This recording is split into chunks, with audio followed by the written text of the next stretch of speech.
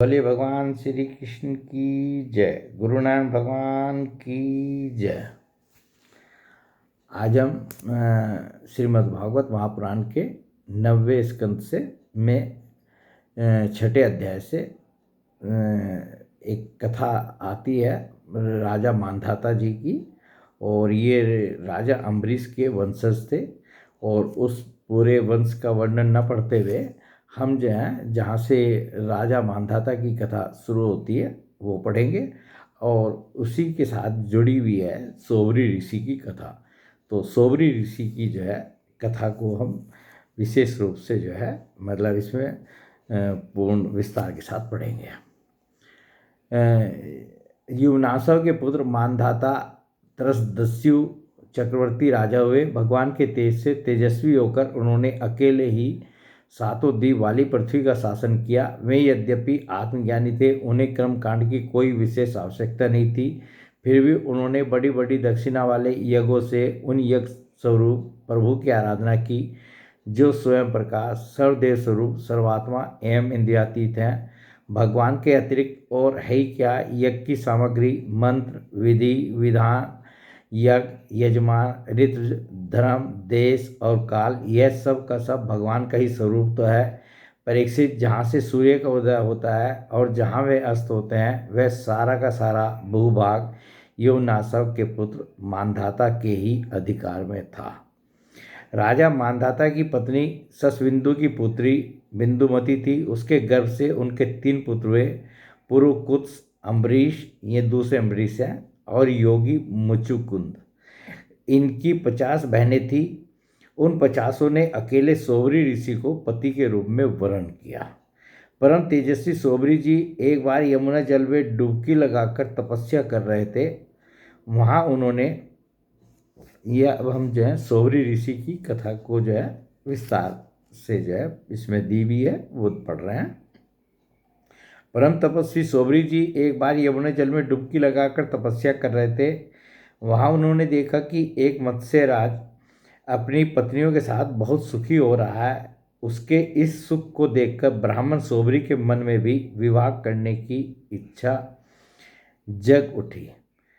तो देखिए ये बड़े तपस्वी थे सोबरी ऋषि, और एक दिन जो है ये यमुना जल में जो है डुबकी लगाए और वहाँ देखा कि एक मत्स्य राज यानी कि मछलियों का जो राजा था वो जो है अपनी बहुत सी मछलियों के साथ जो है विहार कर रहा था और उनके साथ जो है सुखी हो रहा था विहार करते हुए। उसके इस सुख को देखकर ब्राह्मण सोबरी के मन में भी विवाह करने की इच्छा जग उठी और उन्होंने राजा मांधाता के पास जाकर उनकी 50 कन्याओं में से एक कन्या मांगी। तो सिर्फ जो है दृष्टि से है, देखने मात्र से, दृश्य के देखने मात्र से कितना असर हो सकता है, ये जो है हम सोबरी ऋषि की कथा से जो है जानेंगे। उन्होंने एक मत्स्य राज को, एक बड़ी मछली को जो है अपनी पत्नियों के साथ जो है विहार करते देखा था, सिर्फ देखा था, और उसी से क्या हुआ, उनके मन में भी जो है विवाह करने की इच्छा जागृत हो गई कि भाई जो है विवाह के बाद जो है क्या आनंद मिलता है, सुख मिलता है, ये जो है उनकी इच्छा जागृत हो गई। और वो जो है राजा मांधाता के पास गए जिनके 50 कन्याएं थी, और उन्होंने कहा कि मुझे आप उनमें से एक कन्या दे दीजिए जिससे मैं विवाह करना चाहता हूँ। राजा ने कहा, ब्राह्मण कन्या स्वयंवर में आपको चुन ले तो आप उसे ले लीजिए। तो सोबरी ऋषि तो क्योंकि तपस्वी थे और बूढ़े भी थे और सब मतलब जो है उनकी झुर्रियाँ वगैरह भी पड़ चुकी होंगी, तो उनका रूप देख करके और उनकी अवस्था देख करके राजा ने जो है उनको टालने के हिसाब से कहा कि भाई यदि कोई मेरी कन्याओं में से आपको चुन ले तो आप उसको ले लीजिए। मना भी नहीं किया, और जो शर्त भी ऐसी रखी कि सोबरी ऋषि समझ गए कि राजा मांधाता जो है अपनी कन्या का विवाह मेरे साथ नहीं करना चाहते मेरी अवस्था को देखकर। सोबरी ऋषि राजा मांधाता का अभिप्राय समझ गए। उन्होंने सोचा कि राजा ने इसलिए मुझे ऐसा सूखा जवाब दिया है कि अब मैं बूढ़ा हो गया हूँ, शरीर में झुर्रियाँ पड़ गई हैं, बाल पक गए हैं और सिर कांपने लगा है। अब कोई स्त्री मुझसे प्रेम नहीं कर सकती। तो उन्होंने कहा ठीक है। राजा ने जो है ये सब सोच करके मेरे से विवाह करने के लिए अपनी कन्या देने से मना भी नहीं किया, और कहा कि जो तुम्हें पसंद कर ले वो उसके साथ तुम विवाह कर लेना। अच्छी बात है, मैं अपने को ऐसा सुंदर बनाऊंगा कि राजकन्याएं तो क्या, देवांगनाएं भी मेरे लिए लालायित हो जाएंगी। ऐसा सोचकर समर्थ सोबरी जी ने वैसा ही किया। तो उन्होंने सोचा कि मैं ऐसा अपने आप को सुंदर बनाऊंगा। तपस्वी तो थे ही और तपस्या भी थी, सिद्ध पुरुष थे। तो उन्होंने कहा कि मैं ऐसा सुंदर बनाऊंगा कि ये राजा मानता था कि कन्याएं तो क्या, ये जो है देवांगनाएं भी जो है मेरे रूप पर मोहित हो जाएंगी, मेरे लिए लालायित हो जाएंगे। ऐसा सोचकर समर्थ सोबरी जी ने वैसे ही किया, अपने आप को रूपवान बना लिया। फिर क्या था, अंतःपुर के रक्षक ने सोबरी मुनि को कन्याओं के सजे सजाए महल में पहुंचा दिया। राजा की आज्ञा थी कि भाई जो आपको जो है पसंद कर ले उसके साथ आप विवाह कर लीजिए मेरी 50 कन्याओं में। फिर तो उन 50 राजकन्याओं ने एक सोबरी जी को ही अपना पति चुन लिया। जब सोबरी जी वहाँ पहुँचे तो 50 की 50 कन्याएं कहने लगी कि हम ही जो है सोबरी ऋषि से विवाह करेंगे। वो इतने रूपवान हो गए थे, युवा हो गए थे, रूपवान हो गए थे। अब जो है मतलब सारी की सारी 50 की 50 कन्याएं जो हैं उनके लिए लालायित हो गई। उन कन्याओं का मन सोबरी जी में इस प्रकार आसक्त हो गया कि वे उनके लिए आपस के प्रेम भाव को तिलांजलि देकर परस्पर कलह करने लगी और एक दूसरे से कहने लगी कि ये तुम्हारे योग्य नहीं, मेरे योग्य है। और आपस में ही जो वो लड़ बैठी कि वो एक प्रत्येक जो है उनमें से सोचने लगी कि इसके साथ विवाह हो जाएगा तो मुझे इतना सुंदर पति नहीं मिलेगा, और इनके साथ तो मेरा ही विवाह होना चाहिए। दूसरी भी यही सोचने लगी। तो इन्होंने जो है 50 जो है आपस में कलह करने लगी और लड़ने लगी। ऋग्वेदी सोबरी ने सभी का पानी ग्रहण कर लिया। जब सोबरी ऋषि ने देखा कि भाई ये तो आपस में ही झगड़ा करने बैठी, तो उन्होंने कहा इनके झगड़े को मैं ख़त्म करता हूँ, इन 50 के साथ ही मैं विवाह कर लेता हूँ। तो 50 के साथ ही जो है सोबरी जी का विवाह हो गया। ऋग्वेदी सोबरी ने उन सभी का पानी ग्रहण कर लिया। मैं अपनी अपार तपस्या के प्रभाव से बहुमूल्य सामग्री से सुसज्जित अनेकों वनों और निर्मल जल से परिपूर्ण सरोवरों से युक्त एवं सौगंधिक पुष्पों के बगीचों से घिरे महलों में बहुमूल्य शैया, आसन, वस्त्र, आभूषण, स्नान, अनुलेपन, सुस्वादु भोजन और पुष्पमालाओं के द्वारा अपनी पत्नियों के साथ विहार करने लगे। और ऐश्वर्य की कोई भी संपत्ति, कोई भी चीज़ ऐसी नहीं थी जो सोबरी ऋषि ने अपनी तपस्या से जो है उत्पन्न न कर दी हो अपनी पत्नियों के लिए। 50 पत्नियों के लिए जो है सब ऐश्वर्य की, भोग की जितनी भी सामग्रियाँ थी वो सब उत्पन्न कर दी और उनके साथ जो है वो विहार करने लगे। सुंदर सुंदर वस्त्राभूषण धारण किए स्त्री पुरुष सर्वदा उनकी सेवा में लगे रहते। कहीं पक्षी चहकते रहते तो कहीं भौरे गुंजार करते रहते और कहीं कहीं बंदीजन उनकी वृद्धावली का बखान करते रहते। सप्तद्वीपवती पृथ्वी के स्वामी मानधाता सोबरी जी की इस गृहस्थी का सुख देखकर आश्चर्यचकित हो गए।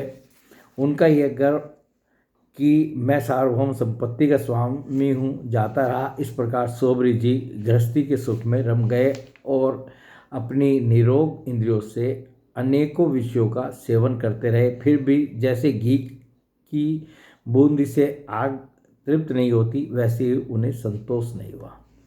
तो इस प्रकार जो है सोबरी जी जो है बहुत वर्षों तक जो है वो अपनी इंद्रियों का सुख जो है भोगते रहे और निरोग इंद्रियों से कभी रोगी भी नहीं होते थे और अनेक विषयों का सेवन करते रहे। फिर भी जैसे घी जितना भी डालो तो घी की बूंदों से आग की तृप्ति नहीं होती, उसी प्रकार उनकी विषय भोग से भी तृप्ति नहीं हुई। ऋग्वेदाचार्य सोबरी जी एक दिन स्वस्थ चित्त से बैठे हुए थे। उस समय उन्होंने देखा कि मत्स्य राज के क्षण भर के संग से मैं किस प्रकार अपनी तपस्या तथा अपना आपा तक खो बैठा।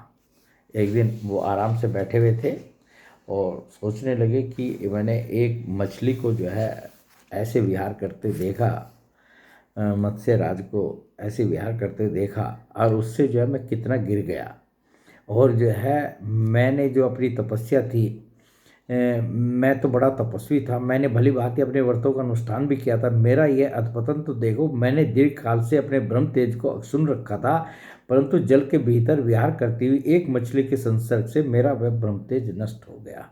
अतः जिसे मोक्ष की इच्छा है, उस पुरुष को चाहिए कि वह भोगी प्राणियों का संग सर्वदा छोड़ दे और एक क्षण के लिए भी अपनी इंद्रियों को बहिर्मुख न होने दे, अकेला ही रहे और एकांत में अपने चित्त को सर्वशक्तिमान भगवान में ही लगा दे।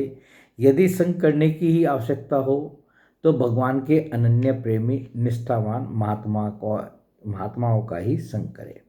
तो संग का कितना प्रभाव होता है कि जैसा आप संग करें, जैसे लोगों के साथ रहें या जैसे उनके कृत्यों को देखें, तो उनका अपने ऊपर कितना प्रभाव पड़ सकता है, ये हमें जो है सब इस कथा से जो है सीखने को मिलता है। तो सोबरी जी ने जो है मतलब यही कह रहे हैं, यदि कि अकेला ही रहे, एकांत में अपने चित्त को सर्वशक्तिमान भगवान में ही लगा दे। यदि संग करने की आवश्यकता ही हो तो भगवान के अनन्य प्रेमी निष्ठावान महात्माओं का ही संग करे। मैं पहले एकांत में अकेला ही तपस्या में संलग्न था, फिर जल में मछली का संग होने से विवाह करके 50 हो गया, और फिर संतानों के रूप में 5000।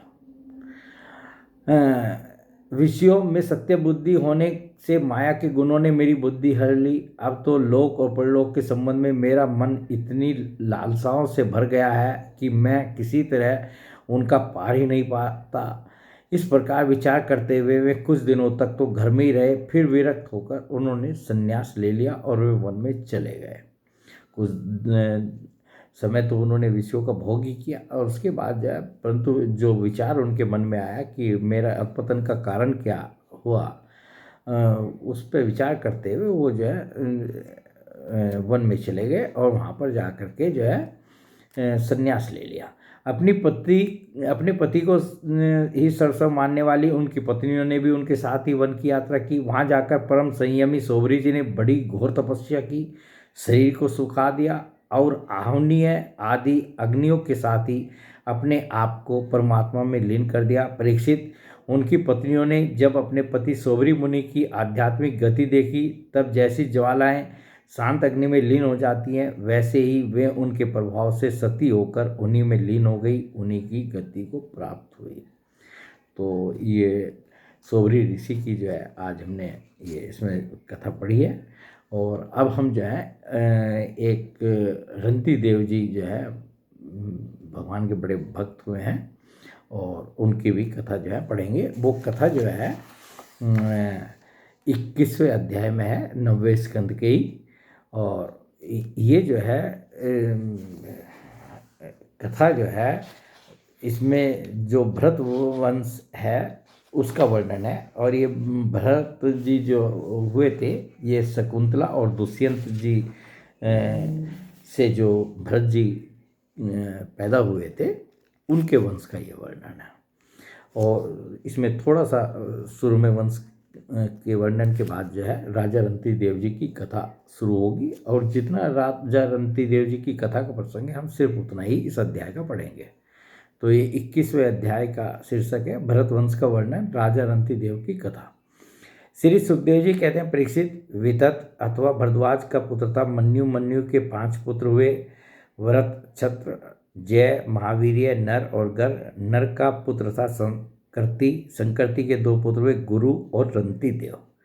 परीक्षित, रंती देव का निर्मल यश इस लोक और परलोक में सब जगह गाया जाता है। रंती देव आकाश के समान बिना उद्योग के ही दैववश प्राप्त वस्तु का उपभोग करते और दिनों दिन उनकी पूंजी घटती जाती। जो कुछ मिल जाता उसे भी दे डालते और स्वयं भूखे रहते। वे संग्रह परिग्रह ममता से रहित तथा बड़े धैर्यशाली थे और अपने कुटुंब के साथ दुख भोग रहे थे। क्षमा करें।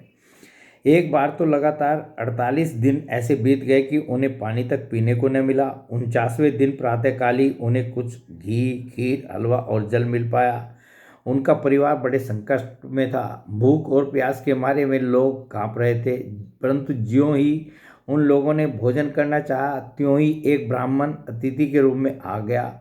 रंती देव सब में श्री भगवान के ही दर्शन करते थे। ऐसे उन्होंने बड़ी श्रद्धा से आदरपूर्वक उसी अन्न में से ब्राह्मण को भोजन कराया। ब्राह्मण देवता भोजन करके चले गए।